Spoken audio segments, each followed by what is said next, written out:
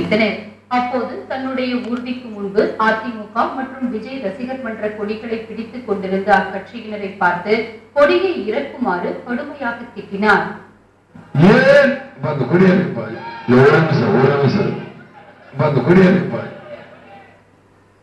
இதனைத் தொடர்ந்து பேசிய அவர் வேட்பாளரின் பெயரை பாண்டியன் என்று மாற்றி கூறினார். அப்போது ஊர்திக்குள் அமர்ந்திருந்த தர்மபுரி தேமுதிக வேட்பாளர் பாஸ்கர் இந்த தவறை சுட்டிக்காட்டியதோடு வாக்காளர்களை வணங்குவதற்காக மேலே எழுந்தார். இதனால் ஆத்திரமடைந்த விஜயகாந்த் அந்த வேட்பாளரை சரமாரியாக தாக்கினார்.